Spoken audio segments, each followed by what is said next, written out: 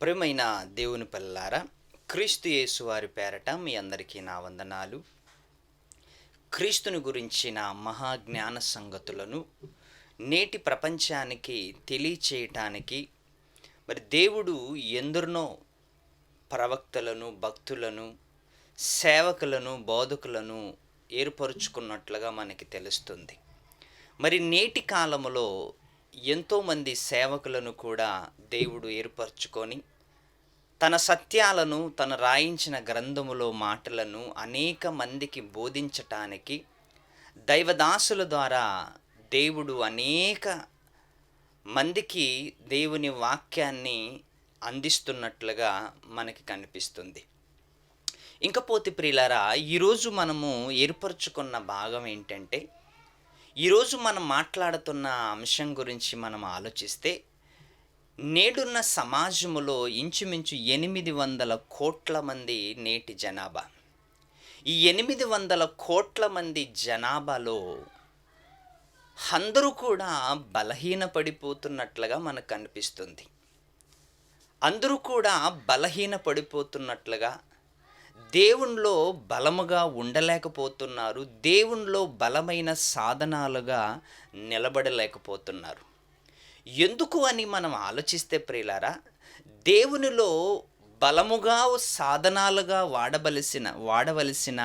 వాడబడవలసిన జనాలు కూడా ఈరోజు అనేక మంది యూత్ కానివ్వండి, లేకపోతే చాలా యువతరము సమాజములో బలహీనపడిపోతున్నారు. ఎందుకు బలహీనపడిపోతున్నారో ఒక్కసారి మనం ఆలోచిద్దాం. ఎందుకంటే మంచి మార్గాన్ని నడిపించటానికి దేవుడు కూడా కష్టపడుతున్నాడు. మనుషులందరినీ మంచి మార్గములో నడిపించటానికి దేవుడు కష్టపడుతున్నాడు. యేసుక్రీస్తు వారు కష్టపడుతున్నారు, పరిశుద్ధాత్ముడు కష్టపడుతున్నాడు. ఎంతోమంది సేవకులు, ఎంతోమంది భక్తులు, ప్రవక్తులు, న్యాయాధిపతులు ఎంతోమంది కష్టపడినట్లుగా మనకి కనిపిస్తుంది బైబిల్లో. ఎంతో మందిని మంచి మార్గంలో నడిపించటానికి ప్రయత్నం చేస్తున్నారు. మనిషిని మంచి మార్గములో నడిపించటానికి ఇంతమంది ప్రయత్నం చేస్తున్నా, అయినా మనిషి తప్పుదారిలోకి వెళుతున్నాడు. అయినా మనిషి మంచిదాన్ని కంటే చెడ్డదాన్ని ఎక్కువగా ప్రేమిస్తున్నట్లుగా మనకి కనిపిస్తుంది. మంచి మార్గములో నడిపించాలని ఎంతో మంది ప్రాణత్యాగాలు చేశారు, ఎంతోమంది ప్రాణాలను కోల్పోయారు, ఎంతోమంది కష్టపడుతున్నారు, నేటికి కష్టపడుతున్నారు మనిషిని మంచి మార్గములో నడిపించాలి అని. మనిషిని మంచి మార్గంలో నడిపించాలి అని ఎంతో మంది కృషి చేస్తున్నప్పటికీ, అయినా మనిషి చెడ్డ మార్గములోనే వెళ్ళటానికి ప్రయత్నం చేస్తున్నాడు అంటే, మంచి మార్గములోకి తీసుకొస్తాము అని చలామణవుతున్న నేటి ప్రసంగికులు కానీ, బోధకులు కానీ, సేవకులు కానీ సఫలమయ్యారా, విఫలమయ్యారా అనుకుంటే ప్రియులారా, 50-50 అని చెప్పచ్చు. ఎందుకంటే మనిషి మంచిదాన్ని ప్రేమించటం కంటే చెడ్డదాన్ని ఎక్కువ ఇష్టపడుతున్నాడు, చెడ్డదాన్ని ఎక్కువ ఆశపడుతున్నాడు. ఎందుకు చెడ్డదాన్ని ఆశపడుతున్నాడు అంటే ప్రియులారా, మనిషి ఎందుకు చెడ్డదాననే ఆశపడుతున్నాడు అంటే, మంచితనాన్ని మనిషికి ఎక్కించలేకపోతున్నారు. మనిషికి ఎక్కించలేకపోతున్నారు. అందుకే మంచిదానికంటే మనిషి చెడ్డదాన్ని ఎక్కువగా ఇష్టపడుతున్నట్లుగా మనకు అనిపిస్తుంది.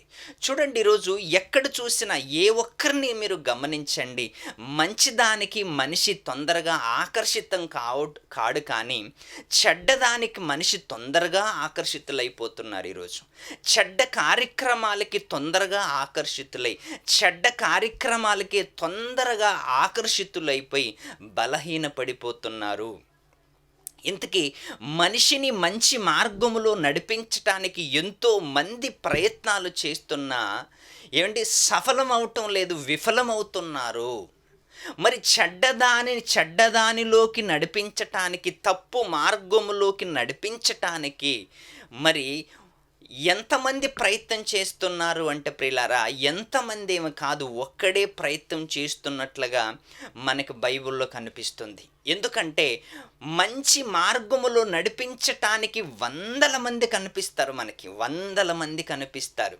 కానీ చెడ్డ మార్గములోకి నడిపించటానికి ఏకైక వాడు మనకు బైబిల్లో కనిపిస్తున్నాడు. చూడండి, వాని గురించి మనము బైబిల్లో చాలా స్పష్టంగా రాయబడింది గ్రంథంలో తెలుసుకుందాం. పేతురు రాసిన మొదటి పత్రిక 5వ అధ్యాయము 8వ వచనాన్ని మనం కాస్త ఆలోచించగలిగితే, 8వ వచనాన్ని చదవగలిగితే, ఆలోచించగలిగితే ఒక చక్కటి విషయాన్ని బైబిల్ మనకి తెలియపరిచింది. చదువుకుందాం. నిబ్బరమైన బుద్ధి గలవారై మెలకువగా ఉండుడి. నిబ్బరమైన బుద్ధి గలవారై మెలకువగా ఉండుడి. మీ విరోధి అయిన అపవాది గర్జించు సింహము వలె ఎవరిని మృంగుదునా అని వెదుకుతూ తిరుగుచున్నాడు. చూసారా? మీ విరోధి అయిన అపవాది గర్జించు సింహము వలె ఎవరిని మృంగుదునా అని వెతుకుతూ తిరుగుతున్నాడంట. గర్జిస్తూ తిరుగుతున్నాడంట, వెతుకుతున్నాడంట. మంచి మార్గములో నడుస్తున్న వారిని, మంచి మార్గములోకి మళ్ళిస్తున్న వారిని వెతుకుతూ తిరుగుతూ తన మార్గములోకి తెచ్చుకోవటానికి ప్రయత్నం చేస్తున్నాడంట. ఏండి, మనిషిని భక్తులు మంచి మార్గములో నడిపించటానికి ప్రయత్నం చేస్తుంటే అపవాది వెతుకుతూ అనేక మందిని చెడ్డ మార్గములోకి నడిపించటానికి ప్రయత్నం చేస్తున్నాడంట. చెడ్డ మార్గములోకి అంటే మంచి మార్గాన్ని బోధించేవాళ్ళు అందరూ విఫలమైపోయారు. చెడ్డ మార్గములోకి నడిపించటానికి అపవాది సఫలమైంది. ఎందుకంటే అపవాది వేసిన ఎరలు ఎలాంటివంటే, అపవాది మనుషుల పైన వేసిన ఎరలు ఎలాంటివంటే ప్రియులరా, మనిషికి నచ్చే ఎరలు వేస్తున్నాడు అపవాది. ఏంటి, చేపని పట్టాలి అంటే ఎర వేయాలి. చేపని పట్టాలంటే ఎర వేయాలి. ఎర వేయకుండా గాలం వేసావనుకో ఏ చేప పడదు. బాగా ఆలోచించండి. ఎర వేయకుండా ఏ చేప పడదు.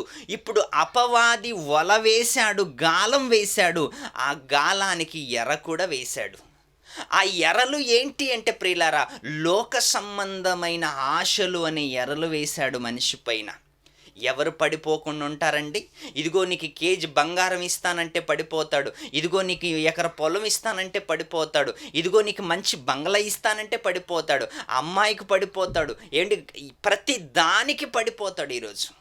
అంటే అపవాది మనిషి పైన వేసిన ఎరలు ఎలాంటివంటే లోక సంబంధమైన ఆశలతో కూడుకున్న ఎరలు. లోక సంబంధమైన ఆశలు మనిషి పైన వేశాడు కాబట్టి మనిషి ఆశల నుంచి బయటికి రాలేకపోతున్నాడు ఈరోజు.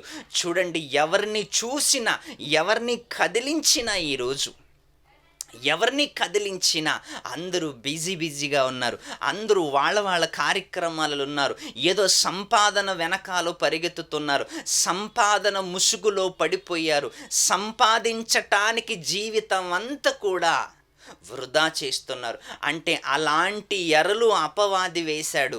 ఎందుకంటే గర్జించు సింహము వలె ఎవరిని మృంగుదునా అని వెతుకుతూ తిరుగుతున్నాడు వాడు. వాడికి ఏం పని లేదు ఇంకా. వాడికి ఏం పని లేదు ఇంకా. మనుషుల్ని ఎలా పట్టుకోవాలి, మనుషుల్ని ఎలా పట్టుకొని బుట్లో వేసుకోవాలి అన్న ఆలోచనలతో తిరుగుతున్నాడు వాడు. మనుషులందరినీ గుచ్చి, తన గాలముతో గుచ్చి అనేక మందిని లాగాడంట వాడు. అనేక మందిని లాగాడంట. ఒక్కసారి హబక్కూకు గ్రంథం మనం చదువుకున్నట్లయితే, హబక్కూకు గ్రంథం చాలా మంచి మాట. హబక్కూకు గ్రంథము మొదటి అధ్యాయము, హబక్కూకు గ్రంథము మొదటి అధ్యాయము 15 వచనములో ఒక మంచి మాట, 15 వచనములో ఒక మంచి మాట మనకి బైబిల్లో కనిపిస్తుంది. చదువుకుందాం. వాడు గాలము వేసి మానవులందరినీ గుచ్చి లాగి ఉన్నాడు. చూసారా ఎంత మంచి మాట. వాడు గాలము వేసి మనుషులందరినీ గుచ్చి లాగి ఉన్నాడు. మనుషులందరి పైన గాలం వేశాడు.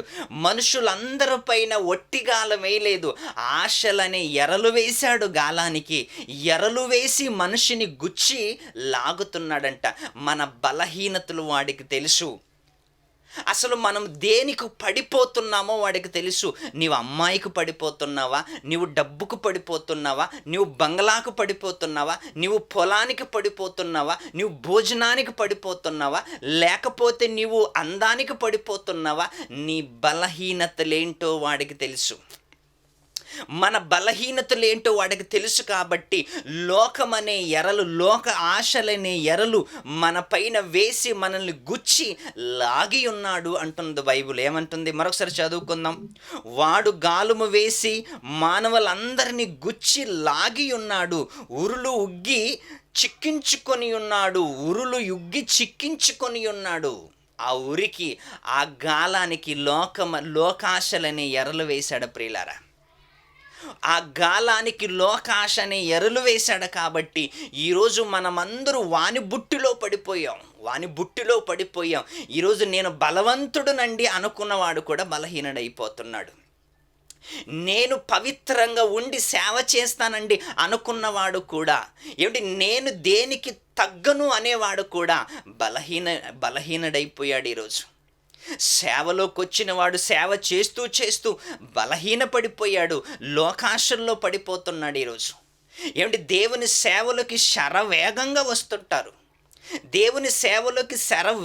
వస్తుంటారు. అలా వచ్చినంత వస్తారు, మళ్ళీ లోకంలో కలిసిపోతారు. ఎందుకంటే వాడు గాలం వేస్తాడుగా, వాడు ఆశలు చూపిస్తాడుగా, వాడు ఎరలు వేశాడుగా.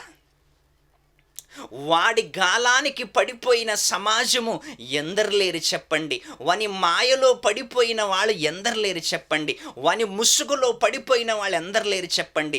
దేవుళ్ళు ఉన్నవాళ్ళు కూడా దేవునిలో నడుస్తామంటూ, దేవుని వాక్యాన్ని ప్రకటిస్తామంటూ అలాంటి వారు కూడా అపవాది వలలో చిక్కుకున్నారంటే, ఆ వలకి, ఆ గాలానికి ఏం వేశాడో తెలుసా? వాడు ఎరలు వేశాడు. అసలు ఆ ఎరలేంటో తెలుసా? లోక సంబంధమైన ఆశలు వేశాడు వాడు. ఒక చేపను పట్టుకోవాలంటే ఆ గాలానికి ఎర వేయాలి. ఒక పందిని పట్టుకోవాలంటే దానికి ఏదో ఒకటి చూపించాలి. కుక్కని దగ్గరకు తీసుకోవాలంటే ఏదో ఒక బిస్కెట్ వేయాలి. కోతిని దగ్గరకు తీసుకోవాలంటే ఏదో ఒక పండు చూపించాలి. మనుషులందరినీ వలలో చిక్కించుకోవాలి అంటే లోకాశలనే ఎరలు వేయాలి. ఆ లోకాశలనే ఎరలకి మనుషులందరూ కూడా ఈజీగా పడిపోతారు. నేను పడిపోను అనుకున్నవాడు ఎవరు లేరండి. లోకమనే ఆశలు, లోకమనే ఎరలు మనిషికి చూపించాడు అనుకోండి, ఎవరు పడిపోకుండా ఉంటారండి? ఒకడేమో భోజనానికి పడిపోతాడు, ఒకడేమో డబ్బుకు పడిపోతాడు, ఒకడేమో అందానికి పడిపోతాడు, ఒకడేమో దేనికి పడిపోతాడో మనకే తెలియదండి. మనుషుల్లో ఉన్న బలహీనత ఎవరికీ తెలియదు, వాడిలో ఉన్న బలహీనత ఏంటో. కానీ అపవాదికి మాత్రమే తెలుసు, వాడి బలహీనతలు తెలుసు. నీ బలహీనత తెలుసు, నా బలహీనత తెలుసు. మనము దేనికి పడిపోతామో అది కూడా వాడికి తెలుసు. యాషావు గారు దేనికి పడిపోయాడంట? చిక్కడగాయ కూరకు పడిపోయాడంట. బిలాము దేనికి పడిపోయాడంట? డబ్బుకు పడిపోయాడు. సంసోను దేనికి పడిపోయాడు తెలుసా? అమ్మాయి వెనకాల పడిపోయాడు. సొలొమోను దేనికి లొంగిపోయాడు తెలుసా? భార్యల్ని చేసుకోవటంలో బలహీనత, ఆడవాళ్ళ వెనకాల పడిపోయాడు. ఒక్కసారి ఆలోచించండి, మనిషి బలహీనతలు ఒకటా రెండా? 1,00,000 బలహీనతలు అపవాదికి బలమైపోయింది. అపవాది ఉరిలో చిక్కించుకున్నాడు. అపవాది ఉరిలో మనుషులందరినీ చిక్కించుకున్నాడు. గాలం వేశాడు. గాలానికి లోకమని ఆశలని ఎరలు వేశాడు. ఒక్కొక్కరిని గుచ్చి లాగుతున్నాడు. దేవుడిలో ఉన్నవారిని లాగుతున్నాడు, లోకములో ఉన్నవారిని లాగుతున్నాడు, పవిత్రంగా బ్రతకాలనుకుంటున్న వారిని లాగుతున్నాడు. అనేక మందిని లాగాడు అని బైబిల్లో ఉంది. వాడు గాలము వేసి మానవులందరినీ గుచ్చి లాగియున్నాడు, ఉరులు ఇగ్గి చిక్కించుకొని ఉన్నాడు. వాడు తన వలతో వారిని కూర్చుకొని సంతోషపడి గంతులు వేయుచున్నాడు. ఏమండి, చేపలు దొరకగానే, ఏంటి జాలర్లకి చేపలు దొరకగానే ఎంత సంతోషము కలుగుతుందో, వాడి వలకి వాడి గాలానికి మనుషులు పడగానే వాడు సంతోషించుచు గంతులు వేస్తున్నాడంట. గంతులు వేస్తున్నాడు, సంతోషిస్తున్నాడు, గంతులు వేస్తున్నాడు. చూసావా, నేను వేసిన గాలానికి, నేను వేసిన ఎరలకి ఎంతమంది పడిపోయారు, ఎంతమంది పడిపోయారు. ఏంటి, ఒక్కసారి ఆలోచించండి. దేవునిలో ఉన్నవారు కూడా లోకాశల్లో మునిగిపోయారు అంటే, దేవునిలో బ్రతకతామని వచ్చిన వాళ్ళు కూడా, దేవునిలో మేము నడుస్తామని వచ్చిన వాళ్ళు కూడా లోకానికి అలవాటు పడి, లోకాశల్లో అలవాటు పడి మళ్ళీ లోకము వైపు తిరిగి చూశారు అంటే, నిజంగా వాడు వేయలేదా గాలం? లోతు భార్యని జ్ఞాపకం చేసుకోండి అన్నాడు యేసుక్రీస్తు వారు. ఎందుకంటే లోతు భార్యకి లోకాశలంటే ఎక్కువ. వెనక్కి తిరిగి చూడలేదా ఆమె? ఈరోజు మనము దేవుడిలోకి వచ్చి మళ్ళీ వెనక తిరిగి చూడటం లేదా? తిరిగి చూసామంటే వాడు లాగాడని అర్థం, తిరిగి చూస్తున్నామంటే వాడు లాగుతున్నాడని అర్థం. ఒక్కసారి ఆలోచించండి ప్రియులారా. ఆమోసు గ్రంథం చదువుకుందాం. ఆమోసు గ్రంథం, ఒక మంచి మాటని ఆమోసు గారు కూడా తన గ్రంథములో రాసినట్లుగా మనకు అనిపిస్తుంది. 3వ అధ్యాయము 5వ వచనం. ఆమోసు గ్రంథము 3వ అధ్యాయము 5వ వచనం. భూమి మీద ఒకడు ఎర పెట్టకుండా పక్షి ఊరిలో చిక్కుపడునా, ఒకడు వలకి ఎర వెయ్యకుండా, ఒకడు ఉరికి ఎర వెయ్యకుండా ఏదైనా పక్షి దొరుకుతుందా అంటున్నాడు. అంటే భూమి మీద గాలం వేయాలి అంటే ఆ గాలానికి ఖచ్చితంగా ఎర వేయాలి. ఒకవేళ ఎర వేయలేదనుకోండి, ఆశ చూపించలేదనుకోండి, ఎవడు పడిపోతాడు? 100కి 1000 ఇస్తామన్నాడు అనుకోండి, ఈజీగా పడిపోతాడు. ఒక బంగ్లాకి 2 బంగ్లాలు అన్నారనుకో, ఈజీగా పడిపోతారు. 1000కి 10,000 అన్నారనుకో, ఈజీగా పడిపోతారు. తులం బంగారం, కేజీ బంగారం ఇస్తామన్నారనుకో, ఈజీగా పడిపోతారు. చూసారా? అంటే ఇవన్నీ ఏంటనుకుంటున్నారు? ఎర, గాలానికి ఎర. భూమి మీద ఒకడు ఎర పెట్టకుండా పక్షి ఉరిలో చిక్కుపడునా, అంటే ఎర వెయ్యకుండా, ఉరికి ఎర వెయ్యకుండా పక్షి చిక్కపడునా అంటున్నాడు. అంటే గాలానికి ఖచ్చితంగా ఎర వెయ్యాలి. మనుషులందరికీ లోక సంబంధమైన ఆశలు చూపించాలి. ఆశలు చూపించాడు అపవాది ఆశలు చూపించాడు. అందుకు ఒక్కసారి ఆలోచించండి ప్రియులారా.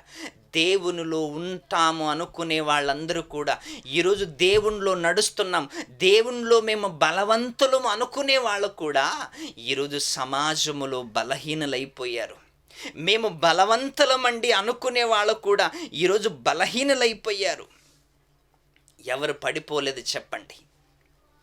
అందుకే దేవునిలో నిలకడగా ఉండటానికి, దేవునిలో నిలకడగా ఉంటూ అనేక మందికి వాక్యాన్ని చెప్పటానికి మనము బలవంతులుగా ఉండాలి. అపవాది చేతిలో బలహీనులుగా ఉండకూడదు.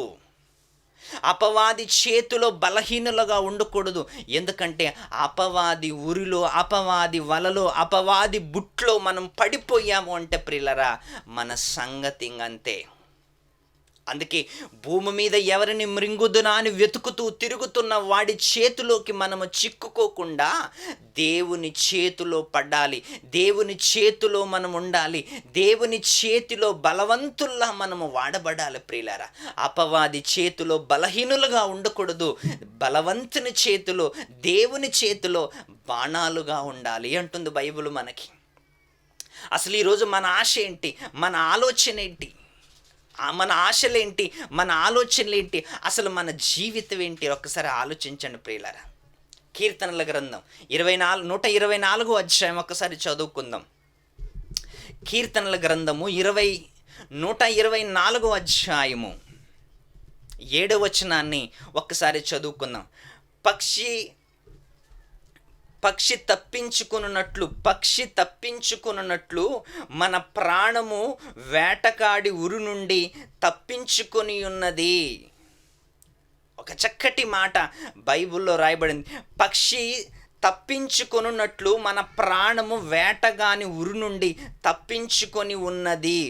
ఉరి తెంపబడెను, మనము తప్పించుకొని ఉన్నాము. ఉరి తెంపబడెను, మనము తప్పించుకొని ఉన్నాము అంటున్నాడు. అంటే ఉరి వేశాడు అపవాది, దేవుడు దాన్ని తెంచివేశాడు.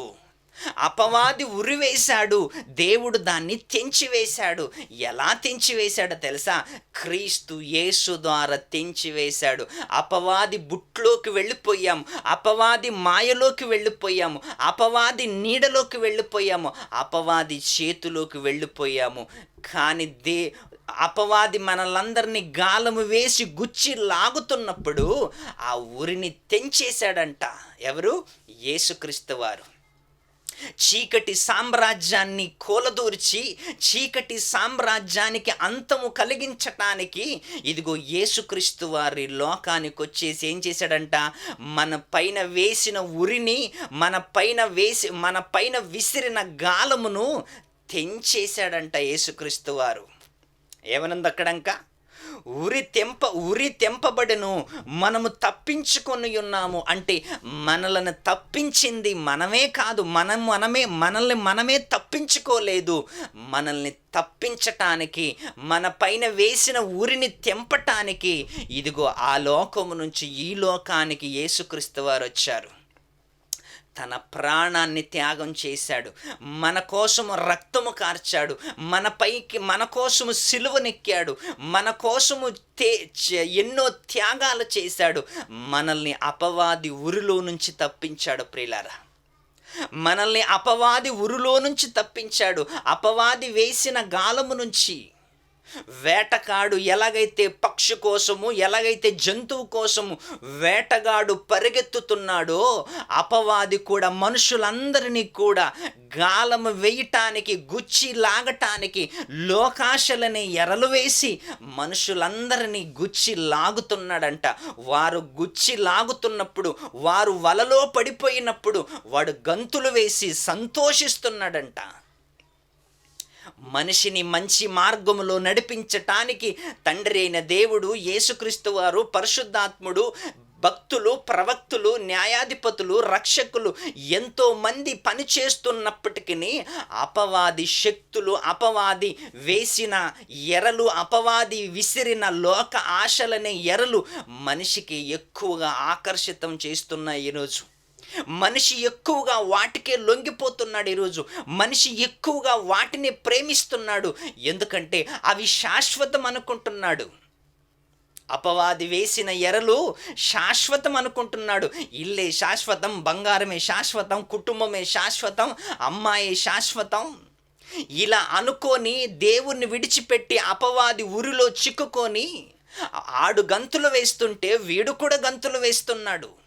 కానీ వీడికి తెలియదు పాపం, వాడు ఎక్కడ తీసుకెళ్తాడో, వాని ఆలోచన ఏంటో, వాని మాయాజాల ఏంటో మనిషికి తెలియదు. ప్రియులారా, అపవాది ఉరిలో ఉంటున్న మనము, అపవాది ఉరిలోకి వెళ్ళిపోయిన మనము చాలా జాగ్రత్తగా బయటికి రావాలి. తెంచేశాడు యేసుక్రీస్తు వారు.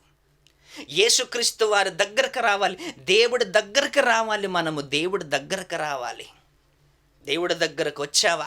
దేవుడి దగ్గర ఉండటానికి ఇష్టపడుతున్నావా? లేక అపవాది ఉరిలోకి వెళ్ళిపోవటానికి ఇష్టపడుతున్నావా? పక్షి చూస్తుండగా దానికి గాలం వేయలేం కదా, పక్షి చూస్తుండగా దానిపైన వల వేయలేం కదా. అంటే ఈరోజు అపవాది నీకు కనిపించటం లేదు, కానీ నీవు మాత్రం అపవాదికి క్లియర్గా కనిపిస్తున్నావు. నీవు అపవాదికి క్లియర్గా కనిపిస్తున్నావు. నీవు అపవాదిని చూడలేవు, నీవు అపవాదిని కళ్ళుతో చూడలేవు. వాడు నీపైన ఈజీగా వల వేస్తున్నాడు, నీవు మాత్రం వాడిని ఈజీగా కొట్టలేకపోతున్నావు. అందుకే భూమి మీద దేవుడు మనిషికి సర్వాంగ కవచములను ఇచ్చాడంట. విశ్వాసము, భక్తి, నమ్మకము, ప్రేమ ఇవన్నీ కూడా మనిషికి దేవుడు ఇవన్నీ ఇచ్చాడు అంటే అపవాది తంత్రములను ఎదిరించటానికి, అపవాది తంత్రాలను ఎదిరించటానికి దేవుడిచ్చు సర్వాంగ కవచములను ధరించుకోండి అని పత్రికల్లో మనకి వినిపిస్తుంది ప్రియులారా. అందుకే ఒక్కసారి ఆలోచించండి, మన పైన వేసిన ఉరిని యేసుక్రీస్తు వారు తెంపేశారు. అందుకే మనం దేవునిలో ఎదగటానికి ప్రయత్నం చేయాలి. సమాజం ఈరోజు సైన్య సమూహము, దేవుని బిడ్డలందరూ కూడా అపవాది మాయలో పడి బలహీనలైపోతున్నారు ప్రియులారా. అందుకే అపవాది ఉరి నుంచి మనం బయటికి రావాలి అంటే ప్రియులారా, మనమందరూ దేవుడి దగ్గర వెళ్ళాలి, దేవునిలో నడవాలి, దేవునిలో జీవించటానికి ప్రయత్నం చేయాలి. రాత్రి పగులు గ్రంథాన్ని చదువుకోవాలి, రాత్రి పగులు దేవుణ్ణి ధ్యానించాలి, రాత్రి పగులు దేవుడి దగ్గరకు మనం రాగలిగితే అపవాది తరముకుండానే వెళ్ళిపోతాడంట. అపవాది మన దగ్గర నుంచి మనము తరముకుండానే వాడు వెళ్ళిపోవాలి అంటే నీవు దేవుడిలో స్థిరంగా ఉండాలి, దేవుడిలో నమ్మకంగా ఉండాలి, లేకపోతే వాని వలలో పట్టుకొని వెళ్ళిపోతాడు. చేపలు వలలో పడ్డాయనుకోండి, సంతోషిస్తాడు, గంతులు వేస్తాడు. చివరికి ఎక్కడికి తీసుకెళ్తాడు? జాలి చూపిస్తాడా, కనికరం చూపిస్తాడా, ప్రేమ చూపిస్తాడా? లేదు. వాడికి దాంతో ఏం పని అంటే వ్యాపారం, డబ్బులు సంపాదించాలి, లాభం సంపాదించాలి. అమ్మేసుకుంటాడు. అమ్మేసుకున్న తర్వాత వాళ్ళేం చేస్తారు? చక్కగా ఫ్రై చేసుకొని తినేస్తారు. అపవాది చేతిలోకి వెళ్ళిపోయావంటే, అపవాది బుట్లో నువ్వు పడిపోయావంటే ఏకంగా నరకానికి తీసుకెళ్ళి అగ్నిలో, హారని అగ్నిలో నిన్ను ఫ్రై చేస్తాడు. అలా నువ్వు ఫ్రై అవుతుంటే వాడు చూసి గంతులు వేస్తాడు. నువ్వు ఫ్రై అవుతుంటే, పాతాళములో నువ్వు ఫ్రై అవుతుంటే చూసి గంతులు వేస్తాడు, నవ్వుతాడు, ఆనందిస్తాడు. ఒక్కసారి ఆలోచించండి ప్రియులారా. అపవాది ఉరిలోకి వెళ్ళకుండా దేవుని బలమైన హస్తాలలోకి మనం వెళ్ళిపోవాలి. గ్రంథాన్ని బాగా చదువుకోవాలి, చక్కగా దేవుని వాక్యానికి దగ్గరయ్యి దేవుని ముందు శిరస వహించి మనమందరూ చక్కగా దేవునిలో ఎదగాలని కోరుకుంటూ ఈ సమయాన్ని ముగిస్తూ సెలవు తీసుకుంటాను. అందరికీ వందనాలు. సెలవు.